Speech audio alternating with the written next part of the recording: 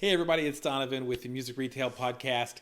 I want to thank you for being here today and for watching today's episode. I think you're going to really enjoy it. You know, my goal with the Music Retail Podcast is to interview people that are interesting, that have something to give and to share, that can help you build a better business. In order to make sure you receive future updates, please like and subscribe. That not only will keep you in the loop for things as they come up, but it also helps the YouTube algorithm to know that people actually like this content and will share it around.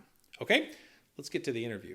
Kind of give me the background on Dietze Music and who started it, when, who, and how you got involved. Kind of give me that whole story. Okay, so ironically, Dietze Music was started because of technology, which is a very interesting story. August Dietze was a string bass player and a composer and did all kinds of different things as a musician, but toward around 1920s, before 1925, his job was to set up the bands, and orchestra in for silent movies. So they would always have the small group that came in and played for the silent movie for everybody so they could enjoy the movie, and everything was done live. And then talkies came out, and that crushed his career. So literally in 1925, which we just found out. So for, I don't know, ever since I've been here, we've been saying Dietze Music since 1927.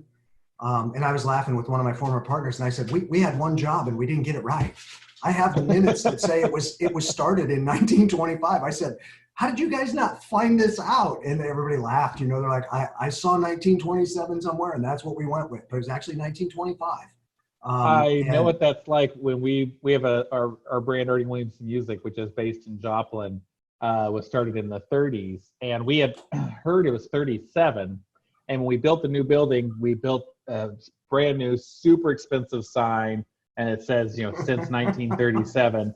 And then we found out later after the sign was built that they came to Joplin in 1937, but the business started in 1935. We're like, oh, we'll change that out. How much is that? It's like, it's $5,000. We're like, we're going to leave it in there. 37 it is. Yeah. So that's exactly what's going on. So we actually have shirts coming out this year. We're doing a promo. Of course, the pandemic has kind of put a hold on a lot of the promos, but we have a whole thing coming out about how we've been lying about our age to make us look younger. So it's going to be kind of a fun promo. But so he started in the shirts, all the shirts have always said since 1927. And it's going to say that with 1927 crossed out, 1925 on the side of it. So just to have a little fun with it.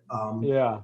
But, they started out as, he basically just went out and got some lines of instruments, and it kind of grew. He did a good job with that. He had enough connections that did a lot of repairs. So the store took off and did quite well, and they were in this building that was exactly one block from where it was when I grew up, knowing what it was. It was in an old downtown district in Lincoln, and really a neat old building, and we were there from 1940. He moved in there. I remember the sign, or we found some of the old promo, and it said on there in huge all cap letters, air conditioned building. So that tells you that was a big deal to have air conditioning. It was. Yeah. So he started it, and then they had a series of partners along the way. It was August and his wife, and reading back through a lot of the old company minutes is very interesting to see, our town, the town of Lincoln at the time, and what was going on, and the people that filtered in as partners. And then I came in 1991. I was working at a retail store, and that had nothing to do with music. And I was also moonlighting at a friend, Tom Schmidt's store. And Tom has become a good friend, and I would work part-time there, and the past president of Dietze would walk by and see me working, and he kept trying to get me to come work for him, but they couldn't put anything together. Well, they ended up opening this little tiny store. It was 1,200 square feet. It was huge. And so I was the store manager of that store, and that's how I got involved. I was a local musician, singer, songwriter, had a couple of CDs out, and so loved guitar, loved everything about it, And we just ended up putting that deal together. And from then on, it's been quite the journey. Yeah, no kidding. No kidding. So from 91 through today, I mean, you've had quite a few changes in Dietze and everything else. You've had a partner, and then I think you're the sole proprietor at this point, right? Is that correct? Tell me how all that worked out. Catch me up in the last 30 years. Okay, yeah. It'll just take a second. When I started, there were two partners, president of the company, vice president of the company, and then my second year in, there was a guy who ran the band instrument department downtown, who Ted Eshelman. And my second year in, they told me Ted was going to be a partner. So he elevated to partner at that point, and that would have been 92, I think. I went to my first NAMM show in winter of 93. And then, as they say, the first one's a gift. After that, they're all work. And I told my young guys this last year that had never been with me, I said, this is what you're going to see. Next year, I feel sorry for you. So during that time period, Ted had seen something in me that he knew that I probably wasn't going to last at Dietze. I was pretty opinionated, and I wouldn't, I don't like to think I was arrogant. I just wanted to see stuff get done, and we were way behind the curve in retail, way behind the curve from what I was used to in the department store business. And so we made some changes. Well, they had the idea that they wanted to buy a little store in Omaha, and it was huge. It was 1,700 square feet. So it was a big jump up from your 1,200. I mean, it's getting 500 extra square feet here. And so the past vice president of the company, Keith Heckman, who retired a while back, him and Ted got together and pretty much gave me the ultimatum in 1994 at the NAMM show that I was going to go to Omaha whether I wanted to or not. And Ted was very blunt and said, hey, if you don't go, there's probably, I fear for your future in this company. I don't know what you're going to do. And he was right. So I went to Omaha. We built the store. It took 5 days. Everyone left. Ted would come up and work on Mondays, but everyone left. And they were like, okay, there you go. There's your new market, a market that's way bigger than what we're used to in Lincoln. Yeah. And, we had the guy who used to own the store. He would come in every day, which was a total blessing for me because there was stuff I just didn't know. And so we made some friends with some educators, and a lot of the Omaha musicians came. I mean, we literally had, I don't want to throw any brands under the bus on this, so you can edit this out if you need to, but I had matchless amplifiers and Washburn electric guitars. What a match. Hey, here's your $300 guitar. Would you like a $5,000 amp to go with it? Because that's all I can get. Yeah. All of the other stores had all of the lines tied up. So we had that in Martin Acoustics. So I literally would have 35 Martins on the wall in this little store because that was what brought some of the players in. And I got to know them and got to be friends with them. And that thing just blew up on us. I mean, it grew 40% a year for multiple years in a row. So that same store that started at 1,700 square feet is the one I'm at today, 13,500 square feet now. Oh my gosh. Yeah. It's really been quite the ride, like I said. So, and along the lines, the past president of the company, we had some trouble. We'll talk about that. I know you got a question on here that talks about that a little bit later, but I'll talk about, how my transition from going to a meeting as the company treasurer and coming out as the president of the company and just shaking my head and calling my wife and going, she was like, how was the meeting? I'm like, not sure, but I think I'm the captain of the Titanic now. So let's back up a minute. So when you came out in the 90s, how many locations did they have? One. They had one location in the 90s, but yet they had this. Opened the second. Yeah, I opened the second one for them in 91. And it was a 1,200 square foot store. Right. And the downtown store was big, though. We still had that old location, and that was 3 floors in a downtown store with an elevator and all of that. Oh, so that gotcha. was still there. Okay. So I was actually starting the second location. So. Gotcha. Okay. So, all right. Because what you were describing all this, and I'm picturing this small store, and I'm like, how does this small store have all this corporate structure? Like that doesn't make any sense to me. There's a president, vice president, treasurer, like in 1,200 square feet. Like No, it was 1,200 just, it square was feet, just you only me. need 3 people. Okay, No, that makes it was more just, sense. and, Okay. and I always tell my young guys now, and you know, we have 2 stores that are way bigger than that, but they're my 2 smaller stores. They're 6,000 square feet apiece. And I always tell those guys, you know, in that original store, it was me. There was nobody else. We had 1 part-time guy that would come in a couple of days a week, but otherwise that's the store where, you know, if you have to go to the bathroom, you got to put a sign on the door tell people Yeah. they can come in. So Yeah. no, the other store was, you know, multiple level. Everybody had their department. Everybody had a floor they hung out on, so they didn't have to talk to each Gotcha. other. Gotcha. Okay. So how did that transition then go from treasurer to president? And like, why do you think they made that choice to do that? And then what were some of the changes that you made once you were the Well, captain of the Titanic? well, the reason that happened was, and this is a question that you have later that talks about something you went through that you came out of way better. And this Let's do is, it now. This is yeah, perfect okay. timing. We'll do it. All right. So what happened was, you know, we had maybe we didn't have the best business plan. Let's just leave it at that. And we weren't really, we were kind of paying attention to what was going on, but as the treasurer, I didn't, at that time, I was just starting to get the financials and look at them. I still didn't quite understand, you know, our borrowing base and what we were doing. So all of a sudden in 2005, or 2006, excuse me, we were told that the bank was no longer going to give us any money.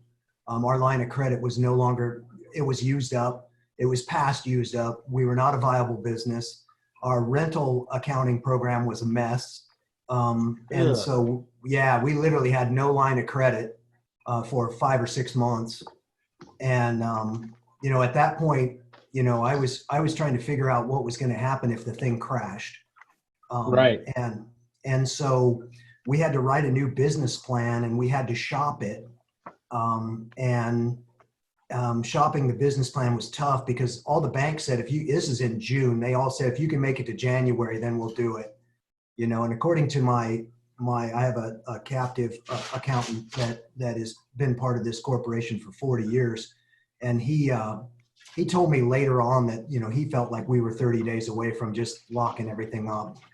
You know, this iconic Lincoln legend was just about bankrupt. And so we wrote the new business plan. We've got a financial partner after the 5 banks said no, the 6th one said, you know, they had somebody who worked at a music store when he was young, when he was going to accounting school. And he said, you know what, we'll do this.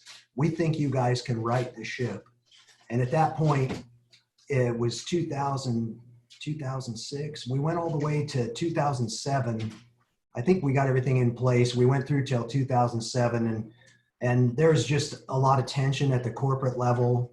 And, you know, felt like, you know, titles weren't exactly what they should be.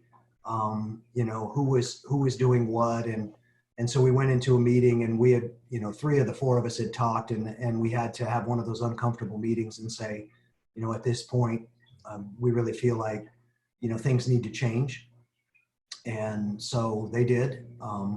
At that time, I wasn't sure that, you know, that it was going to be me coming out of it. The vice president of the company he was a little bit older guy. You know, he's always been like an older brother to me. You know, everything that I've ever done with him, he's always treated me like I was his kid brother. We just had lunch a couple of weeks ago. We still get along great. I still get along, have absolutely the best relationship with 2 of the 3 guys that are gone now. Yeah, so anyway, so he wanted me to be, you know, have more control and do more stuff. And so they basically said, you're now the president of the company. So coming out of that, I didn't even know what to do. Like, okay, you're the president of the company. What does that mean? You know, right. do I do what the past president did? No, they were hoping for more. And so at that time we went, you know, the next week I invited the guy who is now become so important to me. And that's the CPA that I was talking about that is our captive accountant. And I said, let's go to lunch. So we were still in downtown Lincoln. We went down to this little Subway and we had lunch, and this is typical of him. We're eating lunch, we're just talking about personal stuff. We knew each other okay at the time, and he whips out this yellow legal pad, all folded up, piece of paper, and he sets it down, and it's got like 15 questions on it. And he looks at me and he says, "What are you going to do about this? What are you going to do about this? Have you been thinking about this?" And I tried my best to answer all the questions, and we got done, and I looked at him and I said, "Was that a job interview? Because I already have the title." And he looked at me and he said, "I think you're going to do okay." Right. So right. yeah, it was since then it was, learning the same things that you've had to learn. How do I run a company? Yeah. And how do I interact with employees? Where do I draw boundaries? And all of those types of things. But it's definitely been a journey. So how many employees were in the company at the time that you became president? Boy, at that time we probably had in the 40s, maybe around 44, something like that. And do you all teach lessons at your stores? Yeah, now those teachers are independent contractors. Gotcha. So okay. yeah, that's the way we're set up to do that right now. And so that'd be 44 regular employees counting repair staff and everything else. And we're 53 now. So, in the same line of employees. Yeah. That is challenging too, once you're like kind of the head of the ship, to figure out what your style is going to be. And then, I think at least for me, I figured out my boundaries and everything else through overstepping them. You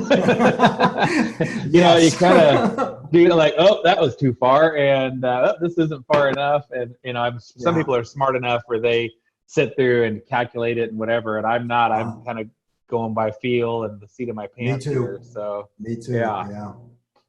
Yeah. That can create some unique memories, but also some harsh times too. It really does. Yeah, you get to know somebody a little too well, or you get to be too buddy, and then that person takes advantage, but I still would not trade the fact. And I told one partner this years ago, I'm a people person, and you're not going to change me. I'm here for the staff. I'm here for the employees, and I want to get to know everybody in the company so that I recognize them and I know a little bit about them. So I visit all 4 stores every week. Some of my stores would say, "He didn't come here last week," but it's a nice problem because they actually want to see me. It's not like when I come in there, most of the employees aren't running for cover or anything like that. They're actually, they want to have conversation. We talk about the business, we talk about their personal lives. And I feel like, if you're going to lead somebody, you got to know who they are and how to motivate. So your stores, how far apart from each other are they? So we have 2 in Lincoln, and they're probably 15 minutes apart, 10 minutes apart, something like that. We have 2 sects of town that we cover, a south section and a kind of a northeast section of Lincoln. And Lincoln is tough to get around. There's like no loop, no arterial. So if you're going across town at any given time during traffic time, it can be rough to get across town. So we basically try to cover 2 different, and each of my stores, I like to have them be a little bit different identity and take on a little bit different personality if they can. I want it to be like the employees. And then in the metro in Omaha, much bigger, and we're 15 minutes away, and that's going on the Beltway. We're 15 minutes away. And so we actually have a store in Omaha, and then we have a store in a suburb, Bellevue, Nebraska. Bellevue is the 3rd largest city in Nebraska, except on football Saturday, and then Memorial Stadium is the 3rd largest. Right. So it's an Air Force community, and we've been there since 2003. I opened that store. That was an organic startup, which is always a lot harder than buying something that's already there. But that store, we just expanded it November 2019. that store's on a growth pattern of 50% right now. It is really That's doing awesome. well. We have great people down there. It's a great community, and yeah, really have had fun down there in the last year. So it's interesting having two locations in the same town, and Lincoln's not I mean, it's a city. I think that I was kind of looking it up. Looks like the metro population's under 300,000, and but having two specialty stores in the same market's a bit of a unique approach, I think. Tell me why you chose to do that. Well, originally it's because they wanted to do two stores. So they were downtown and they wanted to do a store in South Lincoln. So that's where we set up shop originally. And then when I decided that the downtown market didn't really suit us, and I decided that quite a while before we actually did it. And everybody was on board with it, but the traffic was just going down and down and down. And you could make it a cool destination for a couple of $1 million. You could really make it someplace where people would really go out of their way to come to, but Right. In that situation, we're a multifaceted store. So that meant we could either make it like a really, really super high-end cool guitar shop, or just go on and do what we need to do. And we had those conversations. So we decided to take our little satellite store, which had grown up to about 3,500 square feet from the original 1,200. And I found a nice location in an old hardware store. So in 2009, we opened that up, and that moved all of those people from that South Lincoln store to there, along with a couple of people from the old downtown store. But I still had all these employees, and what am I going to do with these employees? We had a piano operation that wouldn't fit in that new South Lincoln store. So we ended up moving out. My partner Keith bought that building and sold it just so we could get out of the lease. So he bought it, and he was going to be our landlord, and he sold it almost immediately, which was wonderful. And he made a couple of dollars on it, but to me, it didn't seem like he made enough to make it worthwhile going through all that angst. But Right. sure, appreciate him doing that, because the guys back in the day had to sell the building, in the 70s, or I don't even know when it was, to pay payroll. I mean, things were tight back then. So, but anyway, so we got out of there. So now we've got this piano operation. Keith's still with us, and we have another little storefront. So we opened up two stores. So for a while we had three in Lincoln, but two of them were very small. One of them was just pianos. And then we merged those two together to be the one that is at now our East Lincoln store. My goal would be, I'm always looking at stuff. My goal would be to just have one really cool store in Lincoln. And it's been my goal, and I think almost everybody who worked for me knows, who works for me knows that's what I'm after eventually. Yeah, it sounds like you could build a little bit more of a destination if you go down to one location. Although I can kind of get how, especially if the model is more about like a convenience, like you need strings and reeds and stuff like that, having little satellite stores can work. But you get to a point where it's like you're either a satellite store or you're a real music store. Right. And real music stores are expensive. Yes, they are. Yeah. Yeah. They're So I think hogs. they are. And I think we've got one big real music store there, and one that, is bigger than a satellite. And so that's where the rub comes in. The goal would be to buy a building and make that into something special, like you said, because I am with you. I believe that you can make a destination, retail store and put everything under one umbrella. You had mentioned that one of the locations, or most of the locations, were acquired through acquisition, and the one you started from scratch. And it's funny. We actually have kind of similar stories in terms of like company history. Ours is kind of similar to that. And generally, all of our growth has been through acquisitions, and we only opened one thing from scratch, which lasted about a year, and then we closed it. And I don't know if that means we're just not any good at opening stores.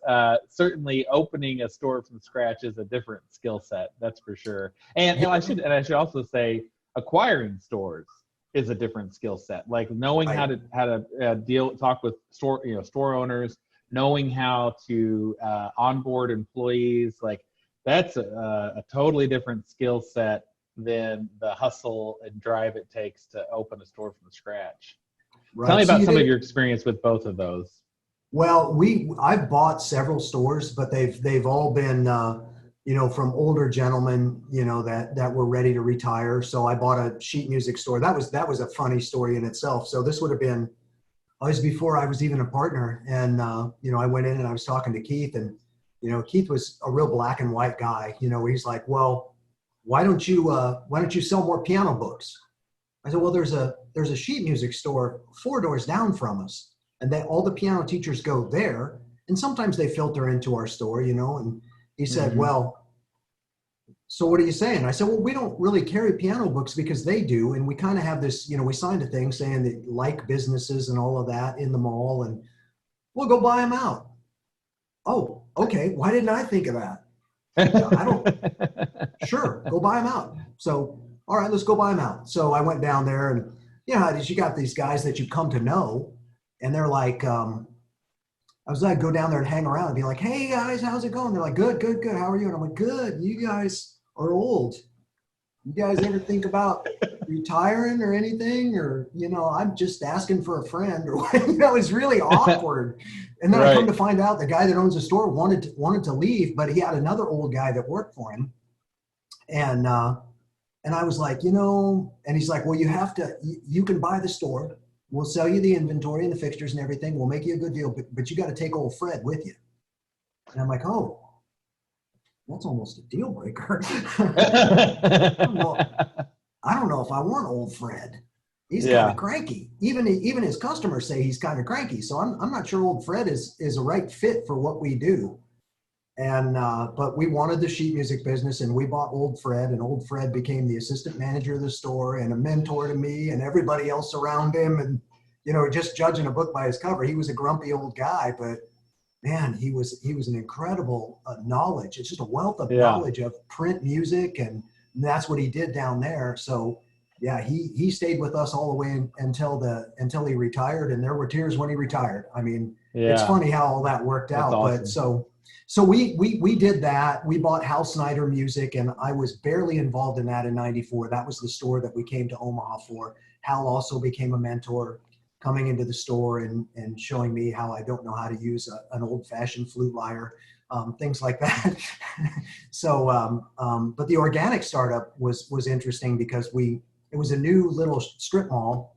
And so I remember my wife and I came to Omaha for dinner, and she said, I want to see where the store is. And it was a hill of dirt when we originally moved in. It was just, and we hung in there for 17 years. We had more turnover in that store than any other store that we have, as far as management and people and everything else. And so we finally were bringing people into the Omaha store. And then the new vice president of the company that has worked with, he's been here for 23 years.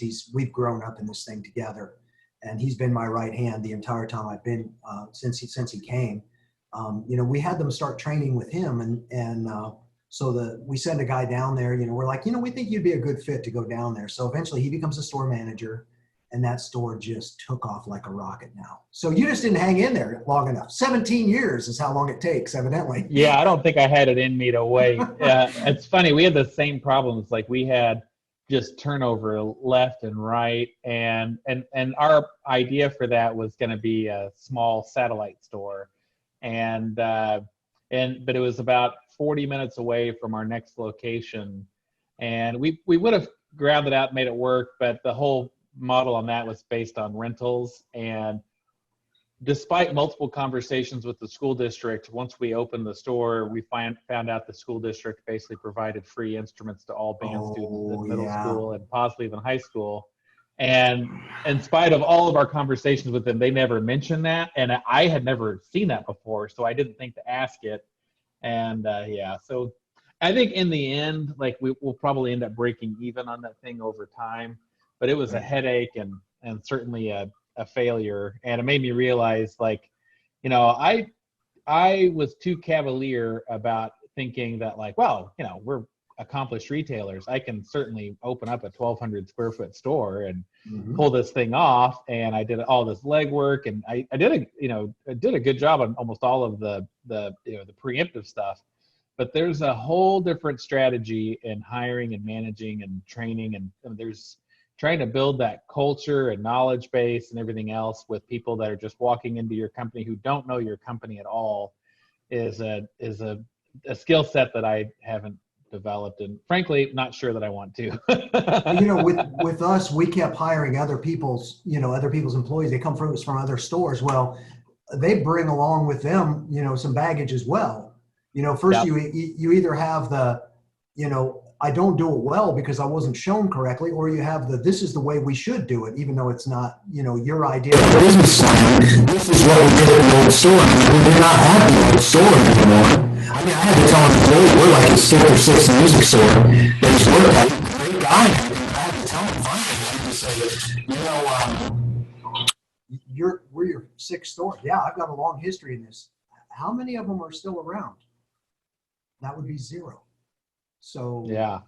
You're going to have to do it my way for right now, because this seems to be okay for right now. But you got to keep that plan changing too, and keep people buying into your plan. Well, you do, and that can be, if you're not there. Like this store for us was 4 hours away from home for me, and that was just creating a lot of difficulties as well. And it just and then the closest store that was close to it, like I mentioned, was 40 minutes away, was also the store that kind of had like our newest people in it as well. And so there wasn't like a great way to get those folks really onboarded and trained. And like I said, just kind of a failure on our part. So, so you mentioned like most of them came through acquisition. Tell me why you like acquisition. Well, for one, if it's a proper acquisition, then you have a traffic pattern there, and you'll have good and bad with that traffic pattern, because the guy we originally bought the Omaha store from, he never took credit cards in 1994. Oh my gosh. No, I hate credit cards. Everything is either cash or bad check. I mean, cash or check. There you go. But so that was a transition for some of his customers, to come in, and all of a sudden, we put in a cash register, just one of those old Sanyo cash registers back in the day in '94, and he was just looking at it, shaking his head, because he was like, he had a little lock box that he used, and I can't believe you guys keep track of this stuff and things like that. So it was very very interesting acquisition, but it gave us a chance to win new customers as well as keep the old customers. And again, you have that name, you have that traffic pattern. And one thing that we did was we kept his name on the store for 1 year. It was a division of Dietze Music, and if there are more acquisitions down the road, I think that's important to keep that history. I mean, all about that. You want to keep that history and keep the name relevant in the forefront, but still, you want to develop your brand at the same time. So those are a little bit easier. You usually already have a storefront, even though we had to tear that thing completely out and start all over.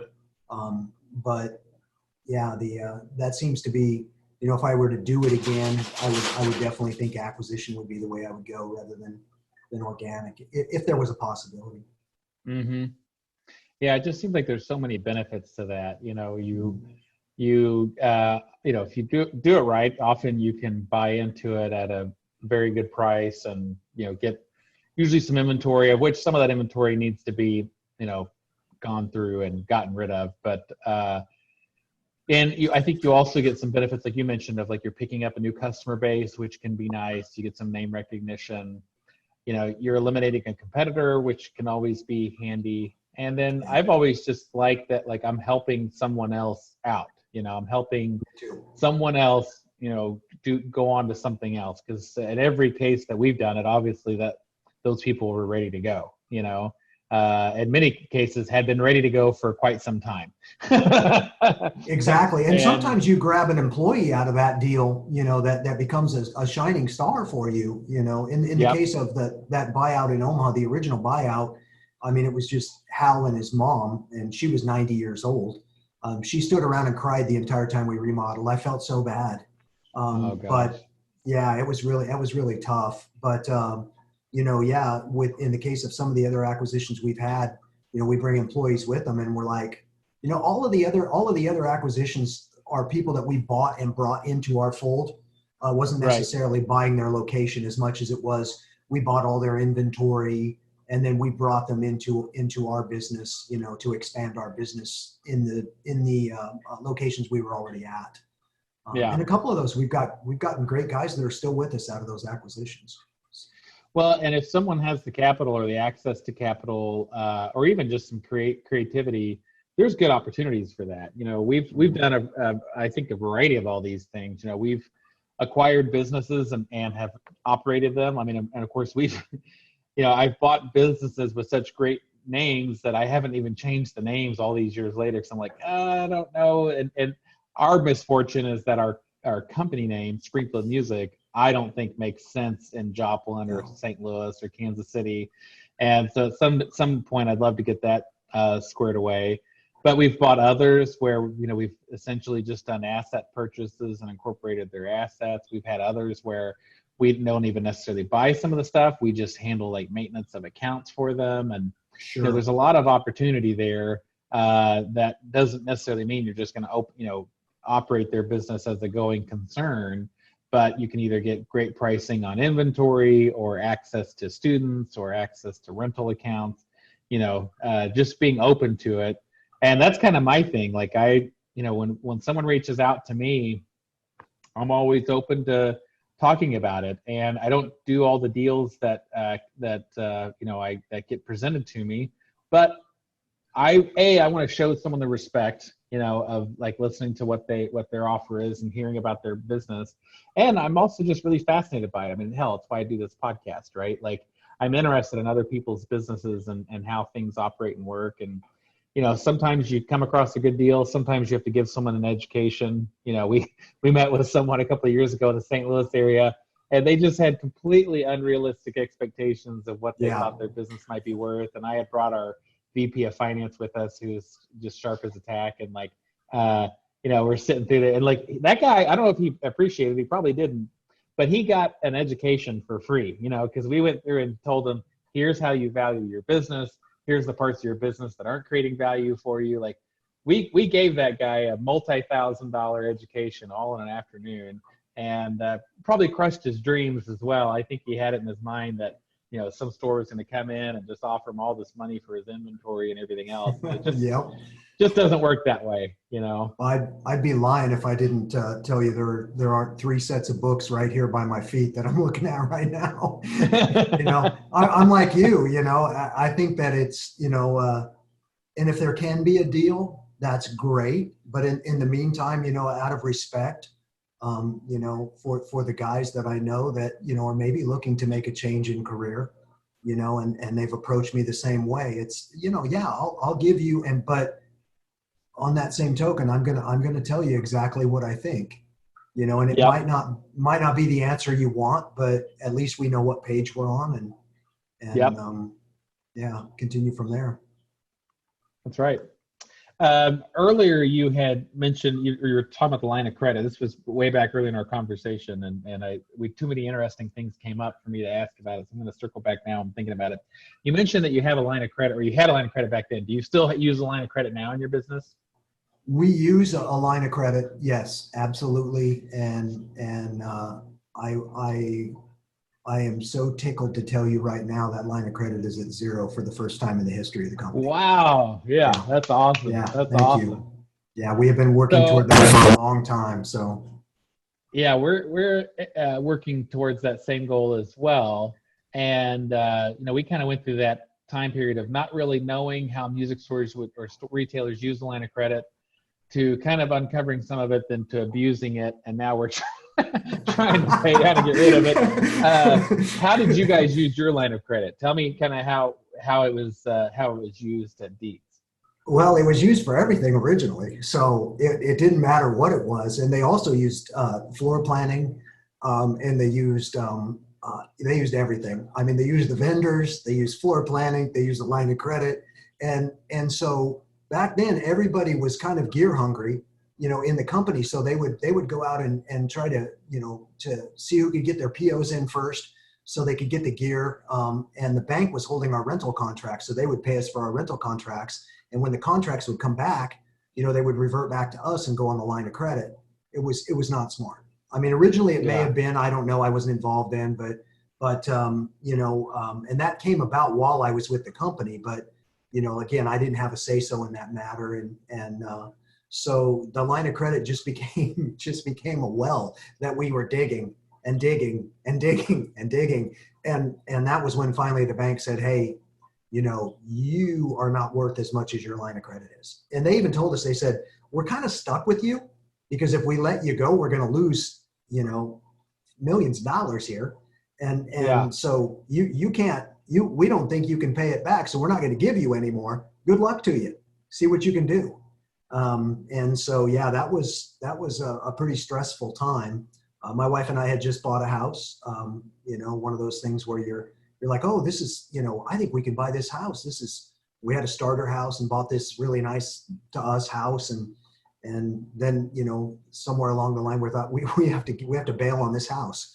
I mean, I was a junior partner at that time, which is what they called us. I don't like that term, but, limited stockholder. Basically, Ted and I owned a third of the company if we voted together.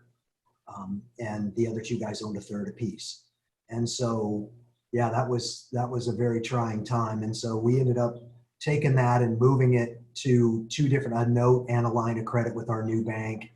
And I think even then, a lot of the guys so the banker that set us up, he went to a different bank in Lincoln. And then the new banker, who I've become pretty good friends with, he's the vice president of commercial at our bank. And he set me down. The first meeting we ever had with him, he says, this is good to meet you. I need you to know something. I said, what? He said, I voted no on you. I'm like, oh, great. Do I need to look for another bank? And he goes, no, I'm only telling you that because things are great now. And we were still pretty, we had the line under $1 million at that point. But I mean, that came with a lot of stress because we were trying to pay off a note and pay off a line of credit. And then we had a partner retire. We were paying him. And so it was a vicious circle of what do we do to keep this going?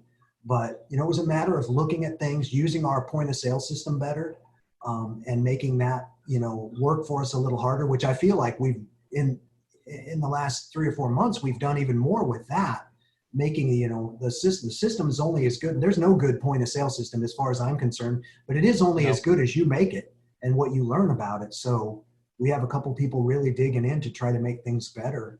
And so it was since 2007, 2006, we wrote the business plan. So we would have started then in 2006. It only took us 14 years to get rid of that line of credit. Oh my gosh.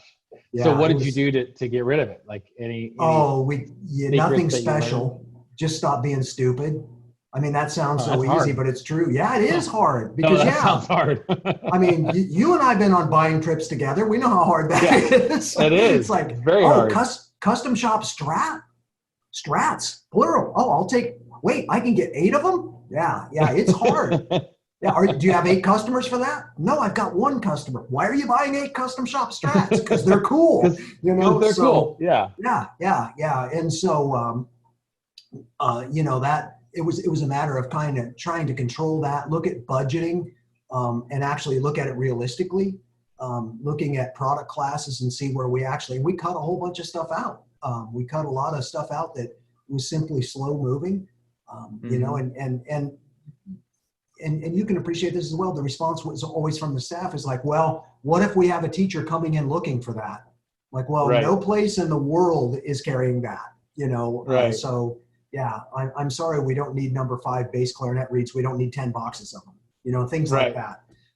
So everything we had to look at, we had to be realistic about and get our minimum quantities in order, and all of that helped. And then just doing a better job on the rental side, making sure that, that thing can go on autopilot too, where, a lot of school music retailers will just put it on autopilot and say, well, that business is always going to be there. Well, we've got some pretty fierce competitors up this way, and we've had to learn to, to be proactive and change things. So there were several things that I changed that were hard for us to change, in our rental agreement. And I just said, somebody's got to change this. This is stupid what we're doing. So somebody's got to change it. So I'm going to be the one to change it. And then we'll see what happens. And then you find out your competition, they change too, because they're not making anything on it either. They're struggling with the same thing you are. So but once in a while, you just have to be the guy that says, okay, I'm sorry. We're going to switch the program to this. So you're not going to get these things for free anymore, because we just simply can't do that. Right. And those were tough changes, but had to be made. So all of those, there's just a myriad of changes that we made all at once. Trying to keep, we were finding out we were paying too much for insurance. We were finding out that, there were non-productive employees that were, making way too much money, or, there were things happening with trade-ins that shouldn't have been happening, and trying to put all those things together and say, okay, let's be smart about every facet of our business that we can be smart about. And that ended up paying off. So, but now we're in the middle of another crisis that we've never seen before, so interesting how we'll come And what's that? The I have no idea. You really? have no idea? You haven't heard of it? No, it hasn't affected me at all. There's a virus out there, Donovan. I don't know whether you've heard of it or not. Yeah. I just never left my house in the first place or pay attention to what's going on, so I had no idea. Good for you. That would be the way that'd be a best way to do it. Yeah. I've already been a hermit. I don't know the difference. So. Oh my gosh. So you've got your line of credit paid off, which is a huge accomplishment. Congratulations. How do you handle purchasing your rental inventory? So, for those, I think anyone who's going to care about the answer to those questions, in the van rental business probably, and that almost all of our manufacturers offer fall dating, which is 3 equal payments starting October, November, December. But so many times it can be hard to pay for your van instruments during that time period because, you got the inventory in March, and then you got your first payment in September, and then you've got to pay off this $400 wholesale cost trumpet.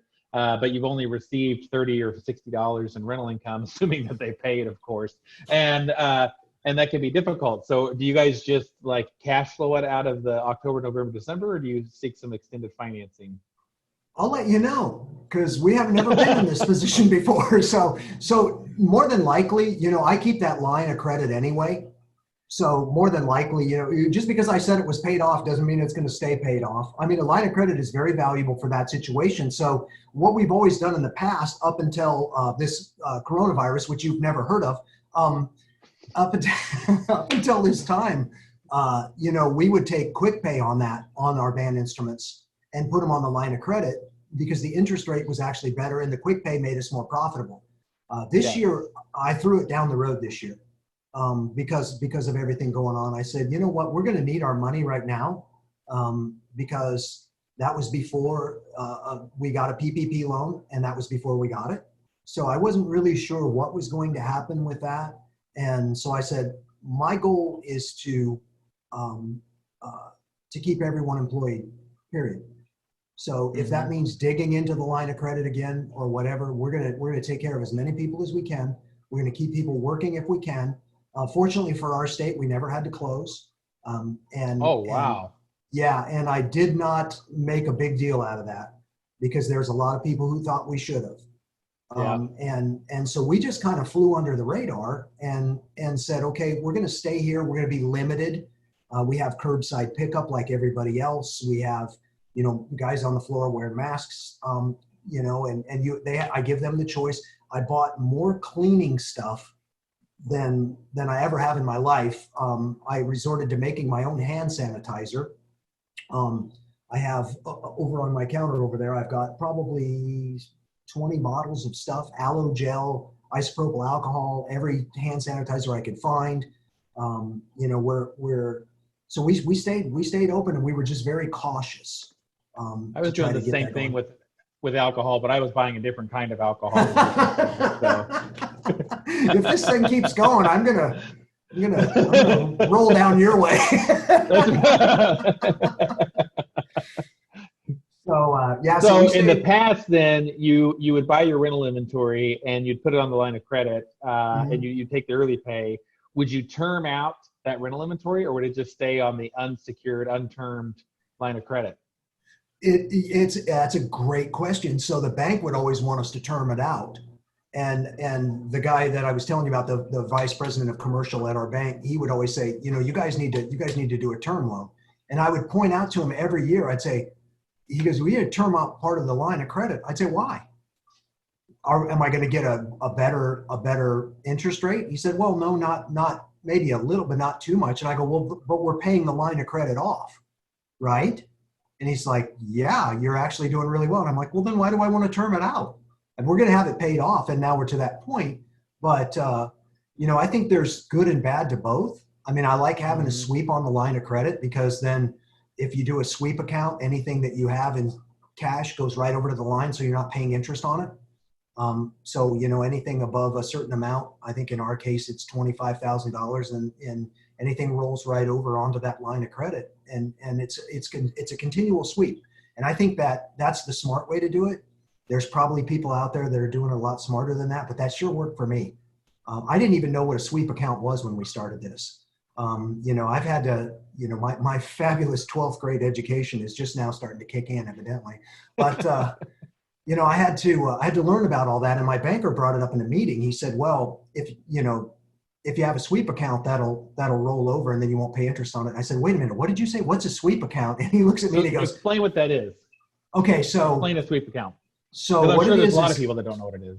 Absolutely. No. And so what it is it's in your checking account where you do all of your business. If you have a line of credit, set that thing up so that they go back and forth. So the handshake, where if I get over 25,000 in my checking account, it automatically goes on the line of credit, and they process it every day. Anything over there kicks off onto the line of credit. And then if I need it back, it automatically switches back and goes back onto the line. But the beauty of it is, so say you had a great rental month and you have, all of a sudden you have $75,000 or whatever it is. Maybe you make some big sales. You have $75,000 in your checking account, and you have 300,000 on your line of credit. 50 of that goes over to your line of credit. You're not paying interest on that until you need it again. That interest is calculated all the time. So if you're not paying interest on it, you're actually saving money. And even my accountant was like, well, I'm not sure. We'll see how this works. And he came to me and he said, okay, month one, we saved $1,800 just because of the stupid sweep account. Yeah, because it's not paying interest on stuff that you have just sitting in your checking account anyway. You might as well just throw it over on your line and let it not have to pay interest on it, basically. So yeah, that's interesting. I think that I've heard of a sweep account. We don't use it, but that may be something kind of worth looking into. You mentioned too about a point of sale and accurately called a POS, I think. Absolutely. For our industry. And that's never been a more perfect acronym, I think. No. And how there just isn't really a great solution. Even whatever solution you think is the best, it's like, it's the best, but there's a lot of things about it that really suck. And so what are you switching point of sale providers? Tell me what you're doing there, and we can throw people under the bus here. This is totally fine. We're not sponsored by any of those folks. So okay, great. So we have been on Tyler Retail Systems since 1996. Okay, and they have done a few things to. Tyler is a really deep system. They would do payroll. And we still use it for payroll, which is one of the sticking points of switching. And their accounting end of it is really great. But it's even a lot of it still is DOS based. They're switching over to GUI screens now because, now it's the year 2000, I guess. And so, but I've learned to fly around on it. So they switched to a GUI screen and I'm like, I don't want to use the mouse. Everything to me is a key command, man. They switched to GUI PO. It slowed me down so bad for the first month. Guys are like, hey, do you have the POs done? I'm like, no, give me about 4 more days. So, but they have been, Tyler Retail Systems was not my choice. That was Ted's choice. It saved our business. That was another thing we did in 96. Even though we dug that hole all the way to 2006, we were able to look at things and understand what was happening. So they really did, they really did give us an opportunity to really look at what was profitable and what wasn't. And and that would be the same, I'm sure, with any system. And we've been looking at going to the AIMSI system. I've got a server laying under my desk right here with the software loaded on it that I refuse to put up.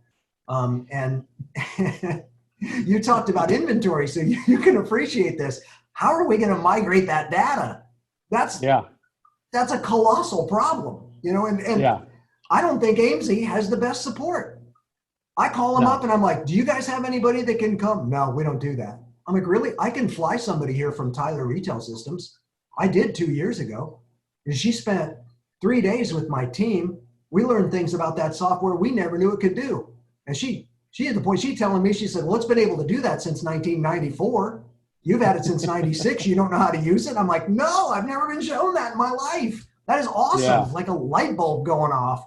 So, we talked to AIMSI and we're like, okay, we'd like to get set up. And they sent me a price. And I'm like, yeah, okay, we can probably do that. We know we need to switch. We think that their rental software is better because our rental software is a custom package that we had built for us.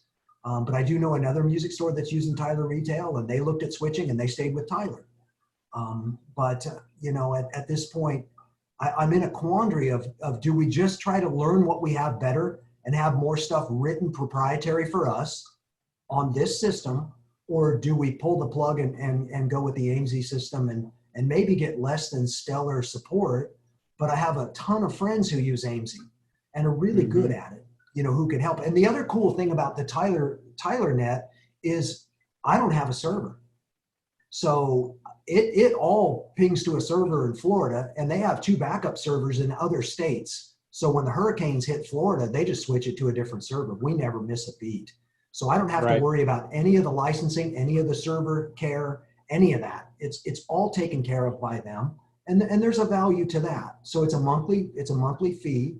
And looking at monthly fees, I think if we switch to AIMSI, I think our monthly fee for some of those things are going to be more than what we pay for Tyler. So, well, especially when you consider support, because like with AIMSI, I mean, we've been on AIMSI since I think 89 or 91, something like that. And we're on their premium support and have been this entire time. I mean, you've got, 30 years or more of using the software, and we still have to pay to be on their monthly premium support. And you're right, the quality varies wildly. And, I don't love the company. I think there's a lot of issues with it. I still think it's the best solution for what we need. And I do love, like you had mentioned earlier, about the fact that you could get timely financials, how that saved your business. I love that I can right now pull up a balance sheet and income statement and know as of this moment where we stand in our company. But with all of those features creates a lot of complications. And, there's a lot of the stuff that is through AIMSI is not very good, and it's very cumbersome. But it's super powerful. And you're right. Like, there are thousands of people that use it. There's a great knowledge base of just the users. And what's sad is AIMSI used to have this great web forum where, users would ask questions and often answer each other's questions. And it was so useful, they got rid of it. And,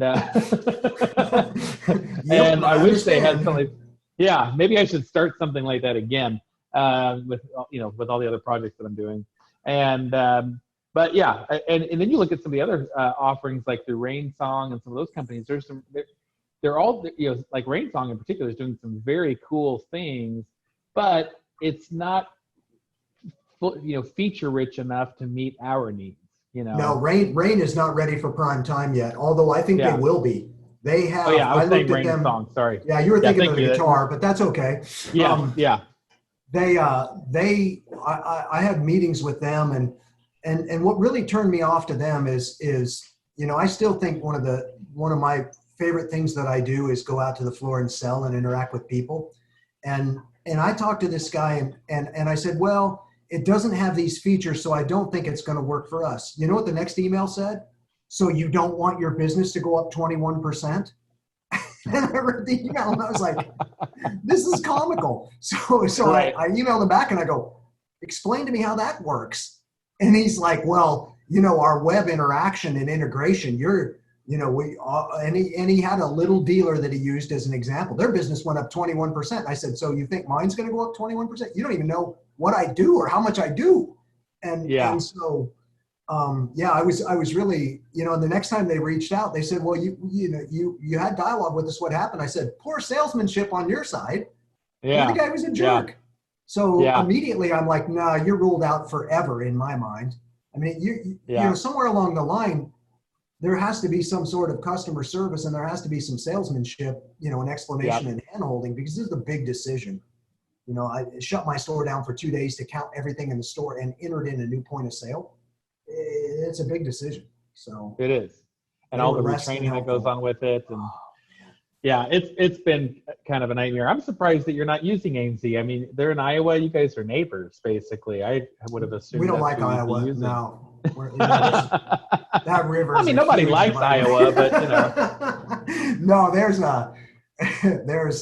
you know, a very, very, very dear friend that is in Iowa and invited my team up to look at his store, and we hung out with them all day. They were so much fun. We've been friends for a long time, but he took us through the AMC system, and you know, they were so helpful, and he kind of came to the same conclusion that most people on AMC come to, is that the rental part of that is really cool. You know, that's its strength, you know, and we showed him our system a little bit, and he was like, oh yeah, that's also got some strengths as well. It's just not the rental end of it. So when you're in the rental game, and that becomes a very important piece of the puzzle. So yeah, and repair. I think the repair module is pretty strong. Yeah. The lesson module's serviceable. Inventory tracking, you know, it's all incorporated into it, which is nice. And you know, a salesperson sells a widget on the sales floor, it immediately updates all your financials and everything else. Like, you know, that integration again is what makes it complicated, but it's also what makes it so powerful. And I just wish they would bring in, you know, some graphical, like some, you know, GUI designers, because, you know, they've released this new version 12, which, you know, they've kind of really touted its, you know, new database and all this other stuff. And somehow the program is both slower and uglier than what it was before. And you just sort of scratch your head like, this thing was already pretty slow and ugly. And now after years and years of work on their engineering team, they somehow, you know, out of some miracle, found a way to make it even uglier and even slower, yet more powerful though. And but I guess you can't have beauty, speed, and power all together. I'm living proof of that, you know. So there you go, baby. There's ugly right there. DOS, I love it. I love it. That's great. That's an ugly screen right there. That's awesome. So let's talk a little bit about like our industry here. Tell me about some of the things that you think are right about our industry. Well, I think, you know, for one, I think we're a lot more forward thinking, especially than we used to be. So I've enjoyed that. I also think our industry is pretty close knit. So, you know, you get to know people, and, you know, I think that there's a lot, especially for independent music stores, there's a lot of camaraderie that there didn't used to be. I mean, I think we've headed that way in the last 15 years. And a lot of knowledge, you know, and one of my favorite parts about our industry is as an independent music store, we're always underrated by our competition, by our big box competition. They always think we're a bunch of hillbillies and hayseeds that don't know anything about anything. We can't talk intelligently about, you know, point of sale systems or ledgers or any of that. And then they're not entirely wrong. They're not entirely wrong. No, there's some truth to that as well. But I think kind of that hillbilly aspect makes us a special group of people. That's right. That's right. Yeah. You know, and then, you know, and they do bring in big brass that know more about that stuff than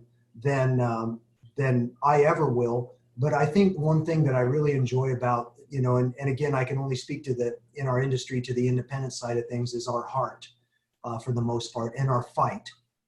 Those are things that I feel like everybody, you know, for the most part is ready to, the people who are in it for the long haul are more concerned about, their stores and their companies than they are about, anything else. And we go through these things. So I do enjoy that part of it. And I think that NAMM has changed so much as an organization since I've been involved.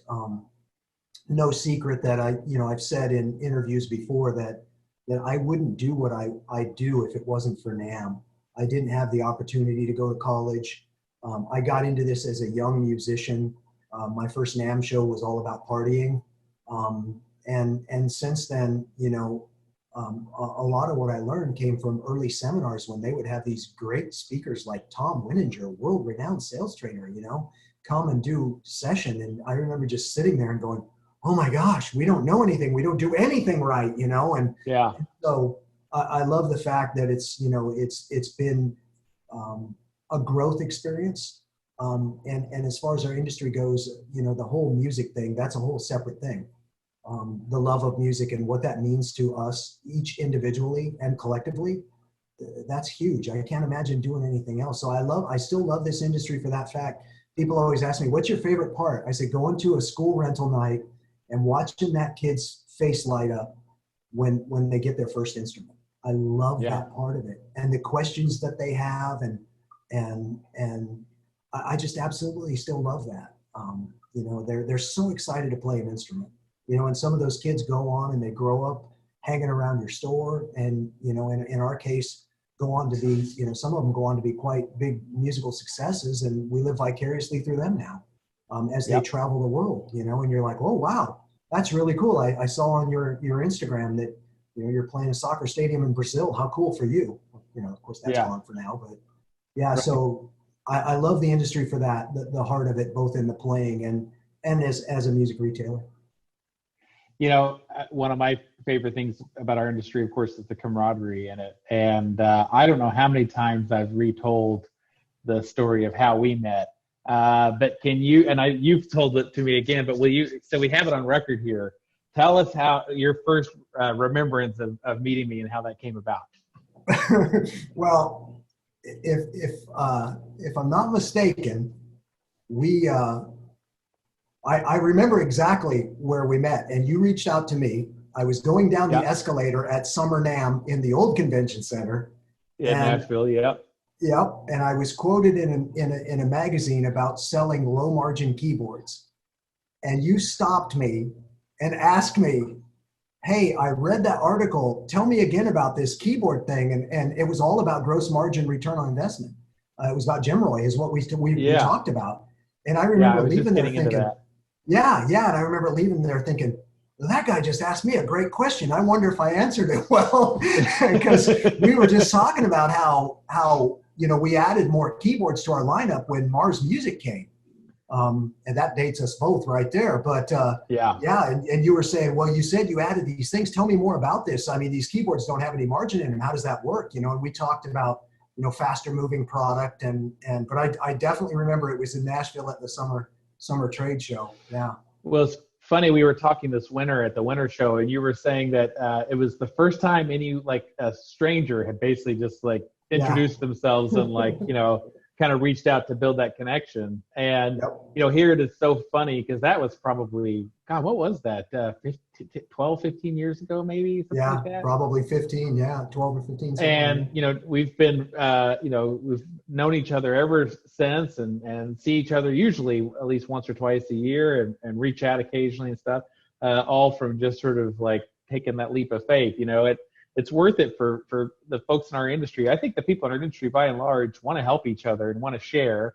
And the lessons that we've learned as business owners or managers have been so hardly won. We fought so hard to attain the knowledge we have that if someone wants any of it, we will gladly give it for free. That's for sure. Oh my God, you have no idea the blood, sweat, and tears I went through to get this piece of knowledge I have now. Let me, and I can never use it again. So let me just tell it to you so you can hear absolutely. The story.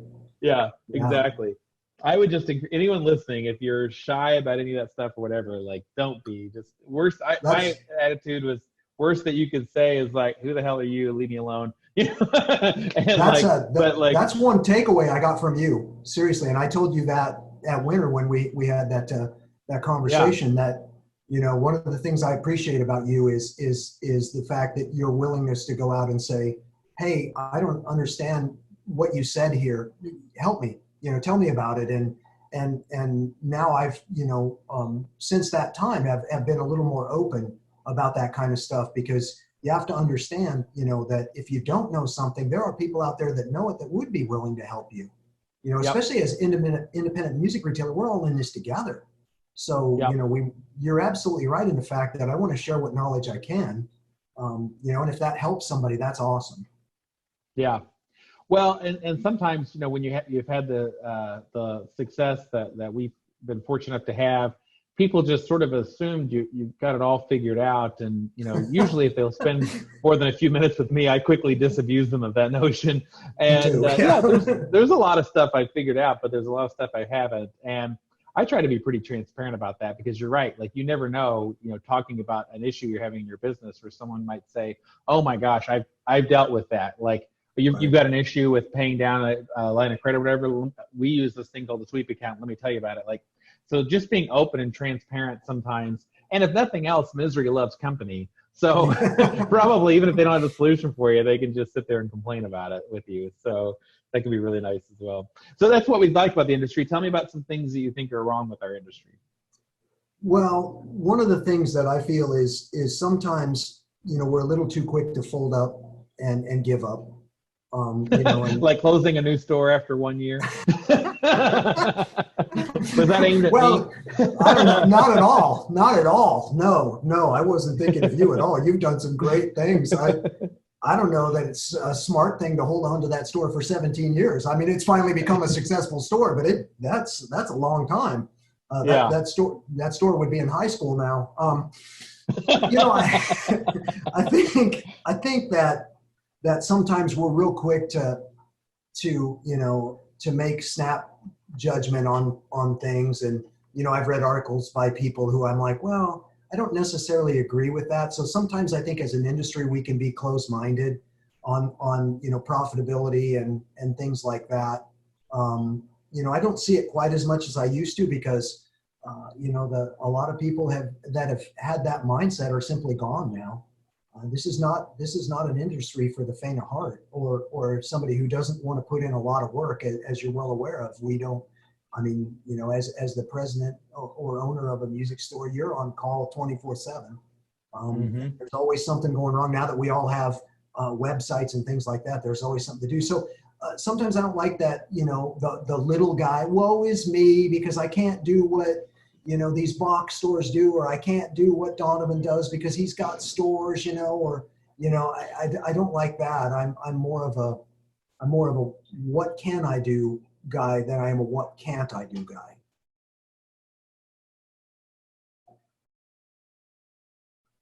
Sorry, I'm trying to hold off a sneeze here. I wondered what was going on. Totally, yeah. There's not a bee flying around or whatever. It's just allergies. Murder hornet. It's a murder hornet. That's right. No, you're totally right, and it can be very difficult, I think, because you can easily compare yourself to other people. Right now, I'm listening to one of my favorite podcasts is a show called Business Wars, and anyone who hasn't listened to it should totally listen to it. It's great. And right now I'm listening to the series about Amazon and Walmart, and that's whole, like, the battle they've been in over all these years. And I listened to just the aggressiveness that both of those companies had, and just this desire to just completely outdo each other. And I just think, you know, I just don't have that level of, like, cutthroat, you know, I want to eliminate all competitors no matter what cost. Like, you know, I've got a healthy amount of ego in the business, but not to that point. And you know what my take is on that? My take on that is, you know, because I agree with you 100%. And I've said this before, if we spent as much time worrying about every customer that came in our store as we did worrying about what our competition is doing, we would be so stinking busy trying to help all the people who wanted to come see you that we wouldn't have any time to worry about the competition. Yeah, that's wisdom right there. And, you know, finally, a couple of years ago, I stopped following, like, all my local competitors, all of the national competitors on social media and whatever, because I just found that by doing that, it was just making me feel really bitter. And instead it's like, I want to focus on my people. I want to focus on my customers. I want to focus on my business. And like, that's enough. And there's times where I feel like I need to be a little more aggressive like I was when I was younger. And there's probably some truth to that. But I also, enjoy, like I've got someone who they're closing their business today. It's been this month, it's been a competitor for a long time. And, with her deciding to close it, she wants to work with me to have me help her with it. And, I've got a good reputation in our industry, I think, and people know me and like me. And I think it's because like, I'm out to help people. I'm out to help my customers. I'm out to help, other businesses, not out to kill anybody. And, but sometimes that can be difficult because it can be difficult to be aggressive without like being like dangerously aggressive, but no, okay. I agree with you. It's great.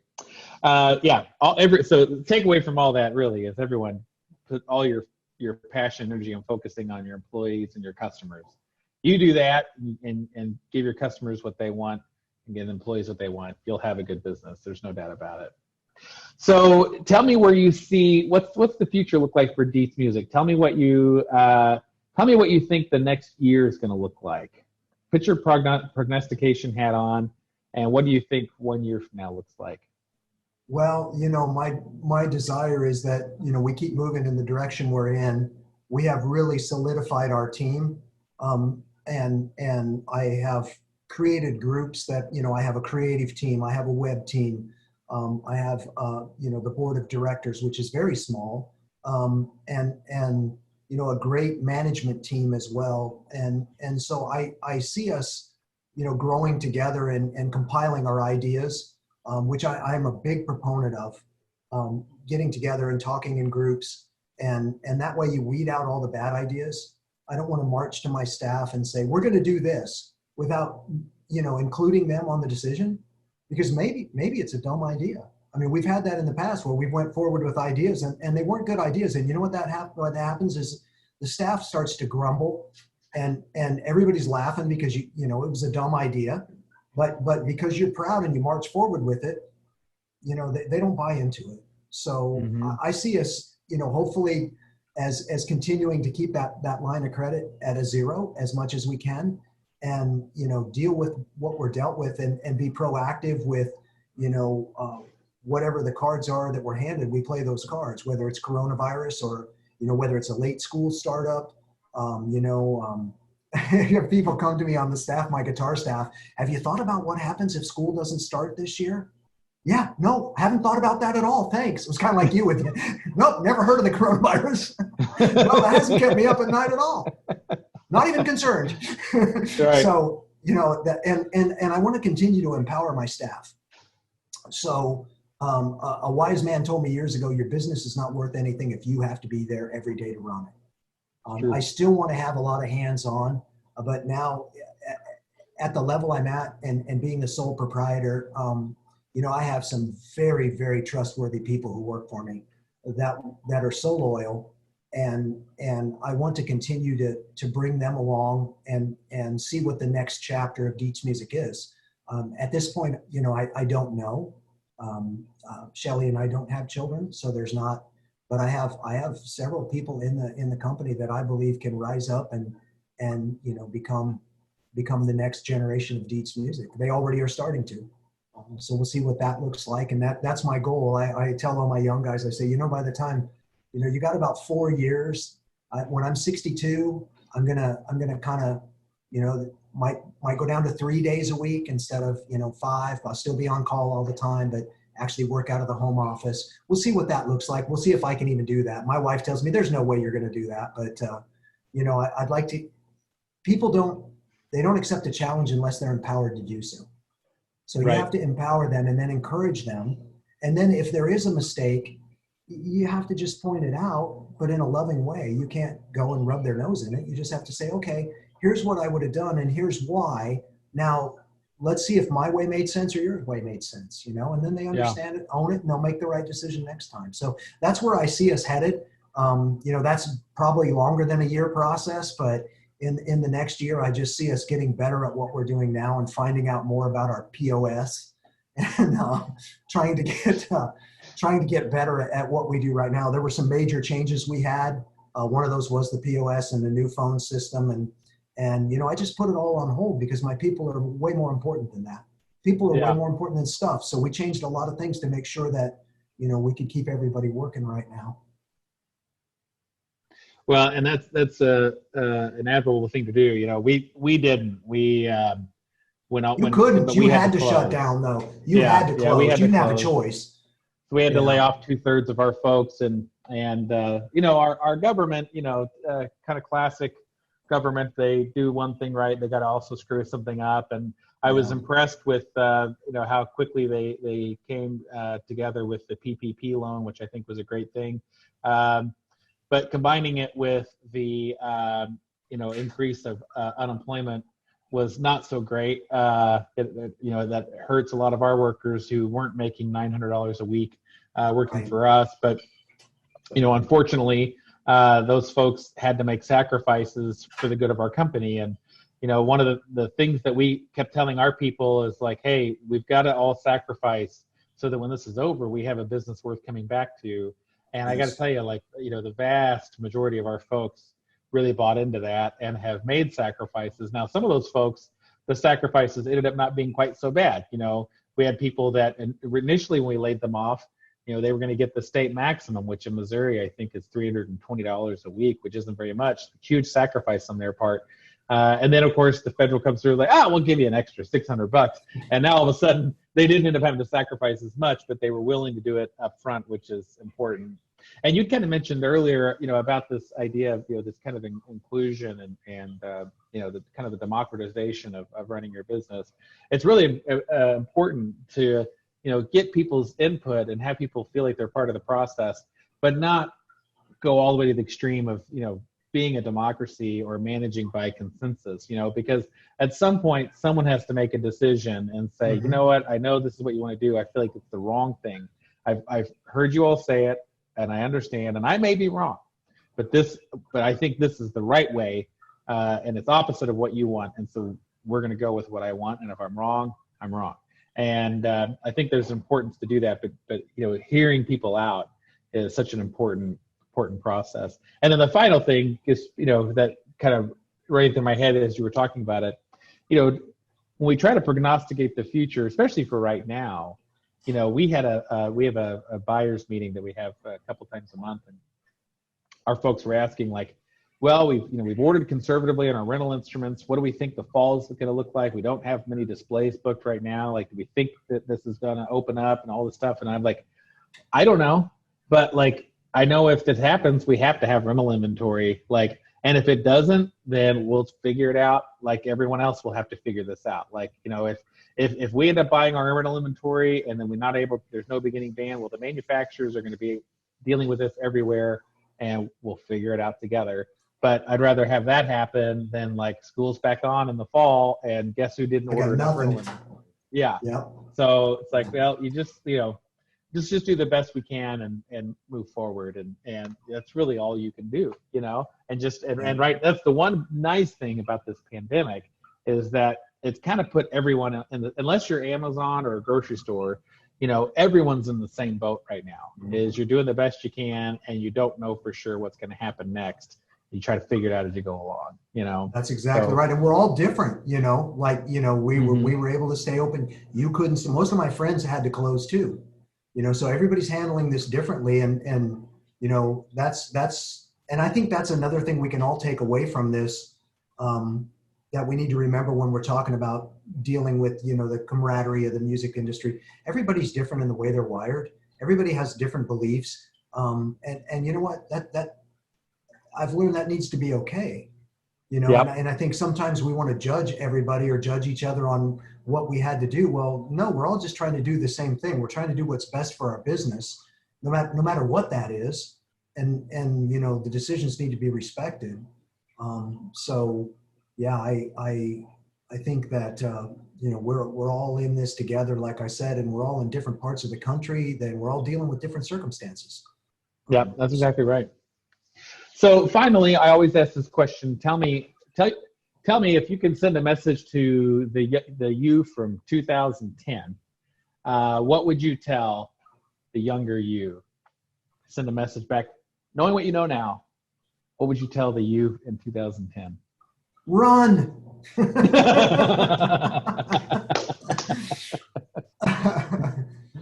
Oh man, I would probably say you're gonna have to make some tough decisions, and there's going to be a lot of angst. So keep moving forward, which is and don't stress out so much about those decisions, because we since 2010 we've been through a whole lot.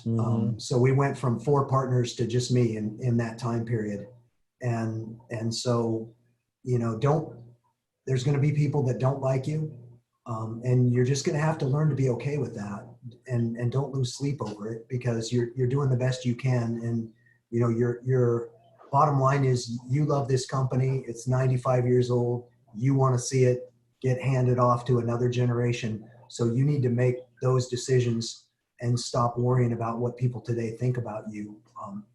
Continue to do the best you can, and because there were times in the last 10 years where I just thought, I don't know if I can deal with this stress. And I usually handle that stuff pretty well, but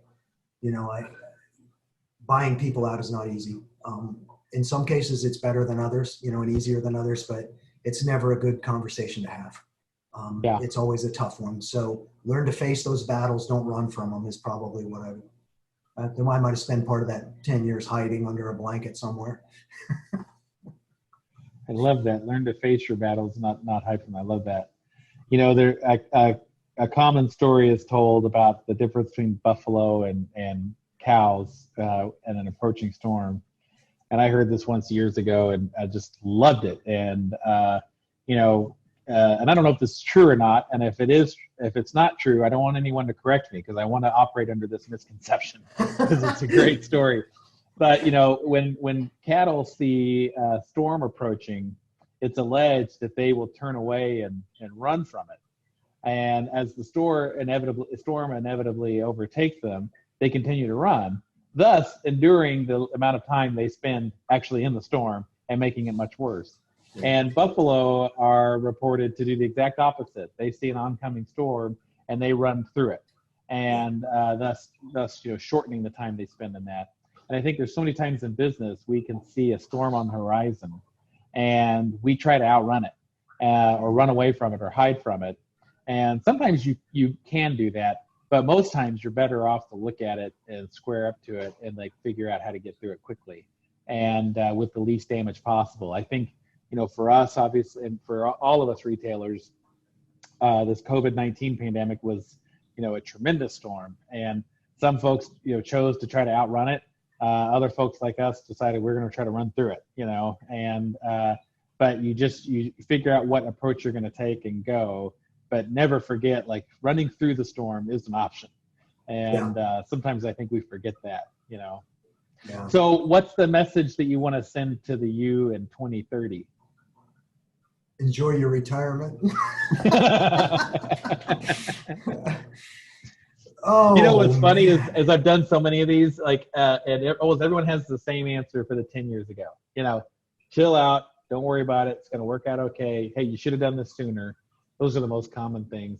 And it's surprising the number of folks 10 years from now, they have some vision of hopefully retiring or owning a mansion or an island or whatever, All of those sound good to me. I was talking to Tim Spicer. Tim's I don't know, Tim's 30. He's 14 years old, yeah. Yeah, and he's in 10 years, he wants to be on to something else. I'm good luck with that. He's smart enough to probably be able to, Anyway, 10 years from now, what do you want to do? You want to be retired, right? Tell me what that retirement not necessarily. Not necessarily. If I had the team of guys that I have now, and I want to give them the same opportunity that they gave to me. So if that involves me still being around, at the age of 68, and being that person that, I've already told a couple of the guys, we can use my resources. Let's figure out how to do this for your lifetime too, because it was such a gift to me, to be able to do what we do. And even though that gift meant, losing some friends, along the way that were a part of it early on, that's what happens, and I'm trying to teach these guys that too. But, I would tell I tell the young guys, I'm still here for you. I still want to be here for you. And so I would tell the me in 10 years, now you're really old. You think you're old now you're really old. Make sure you don't forget to continue to help people, when you can. And don't be that old guy that shows up thinking you know everything. Because there's a ton of stuff to be learned from younger people, an absolute ton of stuff. So, I think that, yes, we have a lot of wisdom from being in it, but there's a lot of wisdom coming up, and to be smart enough to discern, what's going to work and what's not. Like you had said earlier, sometimes those decisions are tough because you have to say, oh, that's great, but we're going to go this way. And I've had to do that a few times where people aren't 100% in agreement. Let's face it, you're never going to get your whole team 100% in agreement on anything, as near as I can figure. So there's always going to be one guy that's like, no, that's not what I would do, Right. So yeah, but hopefully, my light went out. Stinking auto light. I had to wave my arm to get it going again. But yeah, that's what I would say is, like I said, I've told the guys, I'll be here for you as long as I can physically be here, and help as long as I can physically help. And so I guess I would tell that guy, don't be scared to turn the keys over when you're ready. But make sure that, you find somebody that loves the company every bit as much as you do. Yeah, I love that. That's great. One other thing, because I wrote it down, but I forgot to ask you about it. You mentioned that you have a board of directors. Tell me, I think that's kind of unusual for a company, with I don't know your revenue number, but with the number of employees, like I think most of us hear board of directors and we think like, big company or whatever.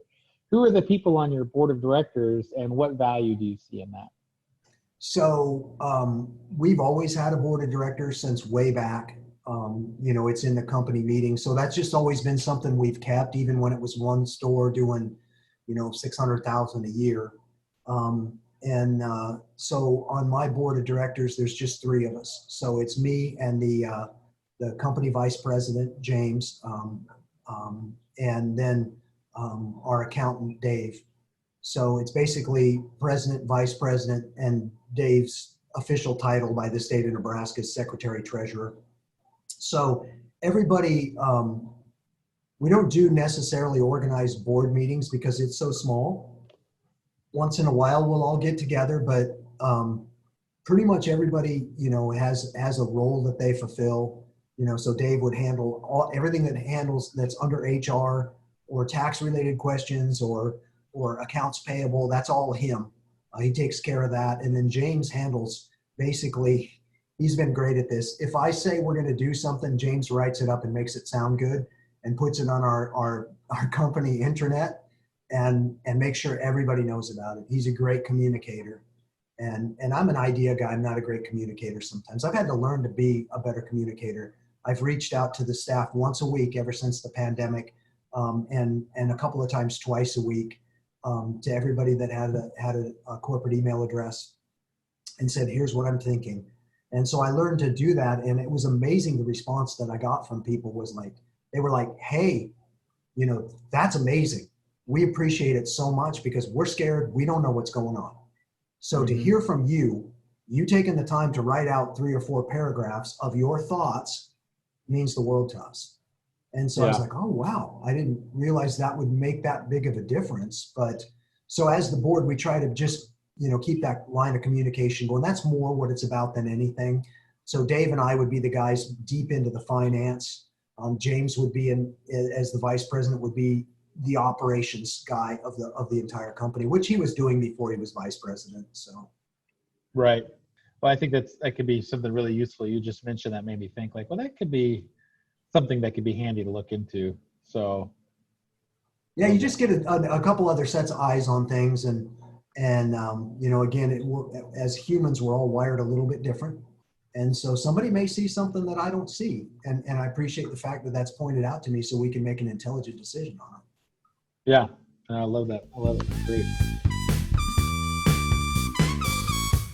Well, that's a wrap for this episode.